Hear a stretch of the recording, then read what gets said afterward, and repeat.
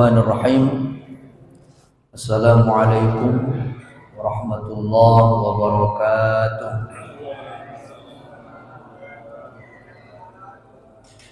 Hamdan syukran lillah, salatan wa salaman ala rasulillah alladzi la nabiyya ba'da, la haula wa la quwwata illa billah, amma ba'd.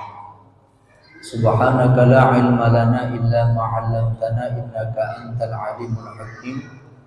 Rabbi shrah li sadri wa yassir li amri wa hlul 'uqdatam min lisani yafqahu qawli. Faqala Allah Ta'ala fi kitabihil karim. A'udzu billahi minasyaitonir rajim. Bismillahirrahmanirrahim. Ya ayyuhalladzina amanu kutiba 'alaikumus shiyam kama kutiba 'alal ladzina min qablikum la'allakum tattaqun. Shadaqallahul 'azim. Bersyukur kita kepada Allah dengan ucapan alhamdulillahi rabbil alamin. Bersalawat kita kepada baginda Rasulullah sallallahu alaihi wasallam dengan ucapan Allahumma shalli ala sayyidina Muhammad wa ala ali sayyidina Muhammad. Bapak Ibu, orang-orang tua kami yang dirahmati dan dimuliakan Allah Subhanahu wa taala. Alhamdulillah, malam hari ini kita sudah berada di separuh daripada bulan Ramadan. Tepatnya hari ini kita sudah berada pada tanggal 16 Ramadan 1445 Hijriah. Tentunya tak berapa lama lagi kita akan memasuki hari raya Idul Fitri. Oleh karena itu, sebelum memasuki 10 Ramadan ini, kita harus sudah mempersiapkan apa yang perlu kita siapkan untuk menyambut hari raya Idul Fitri. Kue harus sudah disiapkan, pakaian lebaran harus sudah disiapkan. Kenapa? Jangan sampai nanti 10 terakhir Ramadan baru sibuk kita. Ini kan kita terbalik nih Pak ya. Begitu di penghujung Ramadan sibuklah kita. Ada yang cari kue, ada yang cari baju lebaran, pulang dari pajak capek, akhirnya apa? Tinggal tarawih. Ini penyakit kita nih Pak. Apalagi biasanya di penghujung Ramadan nih, ini ada penyakit yang sekarang makin sering muncul. Buka bersama Pak. Ini banyak resikonya buka bersama nih Pak ya. 10 terakhir Ramadan semuanya buka bersama Pak. Buka bersama sama kawan TK. Besoknya buka bersama kawan SD. Besoknya lagi buka bersama kawan SMP. Besoknya lagi SMA. Besoknya lagi kawan kuliah. Besoknya lagi kawan kerjaan. Besoknya lagi kawan organisasi. Besoknya lagi kawan tim sukses. Pas pulang menang pula Pak yang dipilih itu Pak. Jadi itu Pak. Kalau udah buka bersama tuh, tak ada lagi cerita itu sholat tarawih itu Pak ya. Artinya apa? Memang semakin akhir Ramadan ini ujian kita makin besar. Makanya kata Rasulullah dalam hadis riwayat Muslim, taharrau lailatal qadri fil ashril awakhir min Ramadan. Berburulah kalian kata Rasulullah untuk mencari malam Lailatul Qadar itu fil ashril awakhiri min Ramadan, pada 10 terakhir daripada bulan Ramadan. Artinya apa? Rasulullah semakin akhir Ramadan, terutama di 10 terakhir bulan Ramadan, maka ibadah Rasulullah semakin mantap.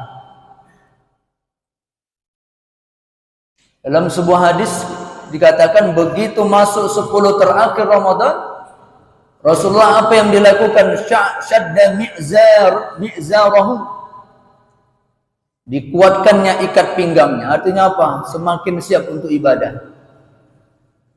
Wa ihya lailahu, dihidupkannya malam-malamnya. Wa aiqadha ahlahu, dan dibangunkannya keluarganya. Maka oleh karena itu, memasuki 10 terakhir bulan Ramadan nantinya, maka kita harus lebih istiqomah. Harus lebih mantap ibadah kita kepada Allah. Harus lebih mengoptimalkan ibadah-ibadah di 10 terakhir daripada bulan Ramadan. Apa ibadah di 10 terakhir bulan Ramadan? Yang pertama, perbanyak iktikaf kita.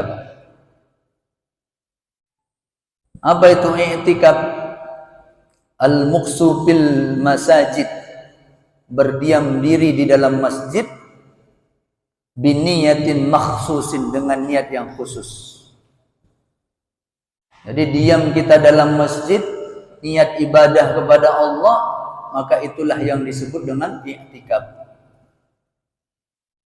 Maka oleh karena itu di 10 terakhir daripada bulan Ramadan ini apa? Kita perbanyak i'tikaf. Bila perlu dibuat program 10 terakhir Ramadan itu, dibuat i'tikaf bersama. Karena kalau sendiri-sendiri berat dilakukannya. Tapi kalau bersama, insya Allah minimal, ya, kata ulama di dalam kitab Lataiful Ma'arif, ulama Syafi'iyah mengatakan kalau tak bisa dalam satu malam itu i'tikaf, minimal apa? Salat isya berjamaah, salat tarawih, sebentar awak baca Quran.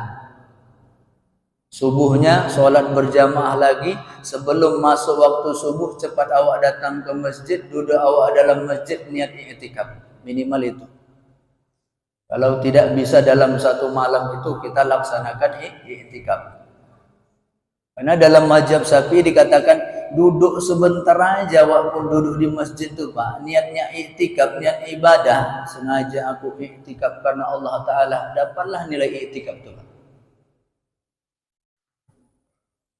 Maka perbanyak i'tikaf di 10 terakhir bulan Ramadan. Kemudian apa? Yang kedua, Pak? Tilawatul Quran. Baca Quran. Karena memang ibadah Ramadan ini kita tidak bisa melepaskan diri dengan ibadah baca Quran, Pak. Kurang sempurna ibadah Ramadan kita kalau kita tidak iringi dengan baca Quran. Karena ketika Allah berbicara tentang ibadah Ramadan, maka di dalamnya Allah berbicara tentang Al-Quran. Syahrul Ramadan alladzi unzila fil Qur'an hudan linnasi wa bayyinatin minal huda wal furqan. Bulan Ramadan itu adalah bulan diturunkannya Al-Quran sebagai petunjuk bagi manusia dan sebagai penjelas atas petunjuk tersebut dan yang menjelaskan tentang mana yang hak, mana yang batil. Makanya ulama-ulama dulu begitu masuk bulan Ramadan, perhatian mereka begitu besar terhadap Al-Quran. Ada yang ulama itu satu malam 2 kali khatam Quran. Ya. Ada yang 2 malam khatam Quran, 3 malam khatam Quran. Minimal awak sebulan tuh khatam lawak sekali. Ustadz berat Ustadz. 1 juz Pak. Sebulan 1 juz. Berat juga Ustadz. Minimal selama bulan Ramadan selembar lah Pak. Cuma berapa kali lah baca itu Pak ya? Bisa, selesaikanlah Pak. Khatam Quran. Kenapa? Bahkan Rasulullah itu begitu masuk bulan Ramadan, malaikat Jibril datang kepada Rasulullah untuk apa? Fayudarisuhul Quran, untuk mengajarkan Rasulullah tadarus Al-Quran. Jadi Rasulullah setiap malam bulan Ramadan diajarkan oleh malaikat Jibril membaca Quran. Itulah tadarus itu Pak. Jadi tadarus itu artinya belajar Pak. Ini harus paham kita Pak ya. Tadarus itu bukan baca Quran Pak. Tadarus itu belajar Quran. Tapi di kita nih tadarus itu baca Quran Pak. Satu baca, yang lain makan, bercerita ya. Padahal seharusnya satu baca, yang lain perhatikan. Salah ditegur. Kalau kita enggak ditegur marah dia. Salah-salah aja pun aku malas, aku tadarus. Macam dia aja pun yang paling betul. Nah, itulah salah kita nih Pak. Ya. Padahal tadarus itu tujuannya adalah memperbaiki bacaan Quran kita. Maka harus ada di antara yang hadir itu orang yang paham. Ini semanalah pula yang hadir tak paham semua. Bantilah situ, panjang pendeknya salah, ngamuk wak-wak di rumah tuh. Yang dibaca anak-anak ini, katanya. Padahal tadarus itu tujuannya adalah memperbaiki bacaan Quran. Makanya Rasulullah tuh dialah manusia yang paling fasih dalam membaca Al-Quran. Dan jangan pernah menganggap diri kita udah fasih baca Quran nih Pak. Abang saya ada di Mesir itu belajar sama gurunya, dapat ijazah Pak. Jadi gurunya itu udah bisa ngasih ijazah siapa yang sudah layak. Menurut gurunya tadi, kasih ijazah. Dari sini ada ijazahnya tuh Pak. Sama macam orang tarekat Pak, itu kan ada ijazahnya Pak ya. Ada ijazahnya kalau dia udah direstui. Tapi gurunya tadi tuh masih cari guru lagi Pak. Gurunya yang udah ngasih ijazah tadi masih cari guru lagi untuk memperbaiki bacaan Quran dia. Kita baru aja khatam Quran dari guru yang muridnya 100 orang tadi tuh. Taulah 100 orang Pak ya. Baca kata guru. Dulu kan ngaji kita gitu Pak ya. Baca, pindah, udah masuk. Katanya. Aku udah khatam Quran katanya. Semacam fasih kan dia lah kita tuh Pak ya. Ya, itu dia. Jadi kita bulan Ramadan ini tak bisa lepas dari Al-Quran. Ya, berapa sanggup kita baca Quran? Ya, kalau bisa kita khatamkan Quran. Kemudian amalan yang kita lakukan di 10 terakhir bulan Ramadan ini adalah sedekah. Perbanyak sedekah di malam-malam 10 terakhir daripada bulan Ramadan. Tentunya banyak bentuk sedekah yang bisa kita lakukan. Datang kita sholat tarawih, jangan lupa dikantongi duit itu Pak. Lihat kotak infak, jangan disenyumi kotak infaknya Pak. Emang kata Rasulullah kan senyum itu sedekah. Makanya di kotak infak itu tak disebut sedekah. Infak dibilang Pak ya. Kalau infak itu harus dalam bentuk benda. Makanya kalau ada masjid dibuatnya sedekah, salah masjidnya. Lewat waktu senyum aja dia. Senyum itu sedekah. Makanya di situ bacaannya infak Pak ya. Jadi benda dia. Benda dia. Ya. Kemudian apa? Bantu orang-orang miskin di sekitar kita. Atau apa cara yang paling elok? Itu anak-anak yang tadarus tuh, awak bawakan makanan. Jangan tiap hari gorengan aja orang tuh kenanya. Gorengan bukaan tadi. Udah layu gorengan tuh orang tuh enggak semangat makan. Ya Pak ya. Kita pun enggak semangat lagi makanan. Bila perlu tanya, kalian yang tadarus mau makan apa kalian? Mie Aceh? Jadi semangat anak-anak ini yang tadarus tuh. Bila perlu malam nih kalian dapat 5.000 yang baca Quran. Semangat anak-anak ini. Ya. Kenapa? Jangan sampai nanti kita sampai pada masa rindu kita anak-anak baca Quran di masjid. Mungkin selama ini kita marah, cemana anak-anak itu baca. Nanti suatu saat Pak, muncul kita rindu dulu. Kalau udah malam Ramadan tuh, dengarlah anak-anak itu baca Quran. Sekarang udah payah Pak. Makanya kita harus ya, punya semangat yang sama. Jadi anak-anak ini kita kasih. Ya. Dan dalam bentuk-bentuk yang lain ya. Perbanyak sedekah. Kemudian apa? Perbanyak zikir dan lain sebagainya. Intinya apa? Mudah-mudahan kalau kita hidupkan malam 10 terakhir daripada bulan Ramadan, di antara malam-malam tersebut ada yang disebut dengan malam Lailatul Qadar.